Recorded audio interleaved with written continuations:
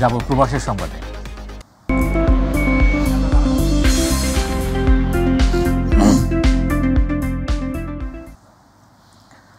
আসন্ন পবিত্র হজযাত্রীদের সুস্থতা ও নিরাপত্তা নিশ্চিত করতে নতুন পদক্ষেপ নিয়েছে সৌদি আরব সরকার। প্রতিনিধি এম সাইফুল ইসলাম জানান, ইতোমধ্যে বহুভাষিক স্বাস্থ্য সচেতনতা কিট চালু করেছে দেশটির স্বাস্থ্য মন্ত্রণালয়।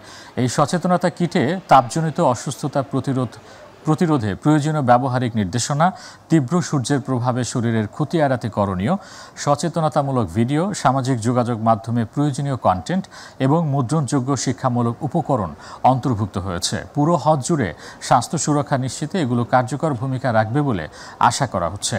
হজে অংশগ্রহণকারী ও দায়িত্বপ্রাপ্তদের কিটের রিসোর্সগুলো নিয়মিত ডাউনলোড ও ব্যবহারের জন্য উৎসাহিত করা হচ্ছে। অন্যদিকে এবছর সকল হজযাত্রীর জন্য একটি নিরাপদ ও আরামদায়ক স্বাস্থ্যসম্মত হজ অভিজ্ঞতা নিশ্চিত করার উদ্দেশ্যে কাজ করে যাচ্ছে সৌদি আরব।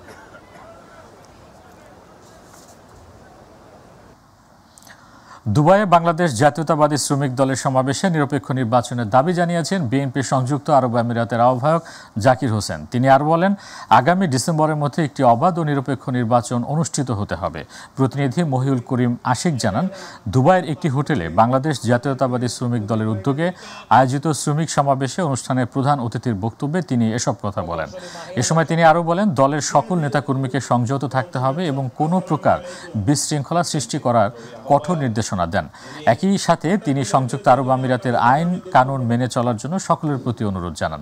দুবাই শ্রমিক দলের সাধারণ সম্পাদক মোহাম্মদ মুজাম্মেল হোসেন রুবেলের সঞ্চালনায় সভাপতিত্ব করেন দুবাই শ্রমিক দলের সভাপতি মোহাম্মদ তরিকুল ইসলাম।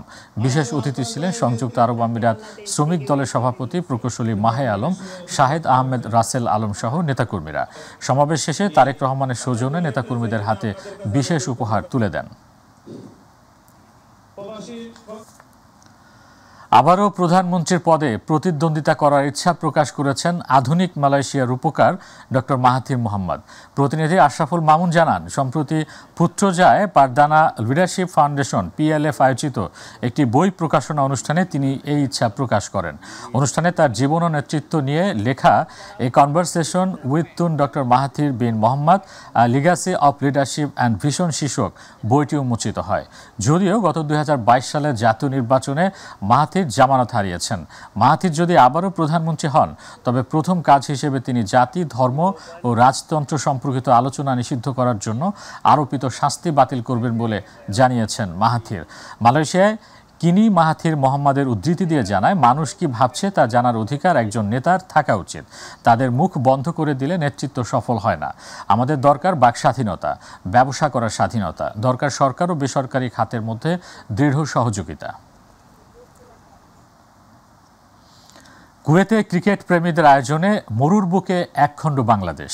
প্রবাসী বাংলাদেশিদের অন্যতম বৃহৎ ক্রীড়া সংগঠন বাংলাদেশ ক্রিকেট অ্যাসোসিয়েশন কুয়েত আয়োজনে মহান স্বাধীনতা কাপ ক্রিকেট টুর্নামেন্ট 2025-এর বিজয়ীদের মাঝে পুরস্কার বিতরণ ও সাংস্কৃতিক সন্ধ্যা এবং সম্মাননা প্রদান করা হয়। প্রতিনিধি আল আমিন রানা জানান, গতকাল দুদেশের জাতীয় সঙ্গীত পরিবেশনের মধ্য দিয়ে সংগঠনের উপদেষ্টা সাংবাদিক মঈন উদ্দিন সরকার সুমনের পরিচালনায় ও সাধারণ সম্পাদক মোয়াজ্জেম হোসেনের সহযোগিতায় নির্মিত সংগঠনের প্রতিষ্ঠা লগ্ন থেকে অদ্যাবধি কার্যক্রমের উপর একটি প্রামাণ্যচিত্র প্রদর্শিত হয়। সংগঠনের ভারপ্রাপ্ত সভাপতি সোহরাওয়ার্দী সরোয়ারের সভাপতিত্বে গাজী ও সামিরার পরিচালনায় বিশেষ অতিথি ছিলেন বাংলাদেশ দূতাবাস কুয়েতের মিনিস্ট্রির শ্রম মোহাম্মদ আবুল হোসেন, কাউন্সিলর দূতালয় প্রধান মোহাম্মদ মনিরুজ্জামান, তৃতীয় সচিব আব্দুল লতিফ ফকির।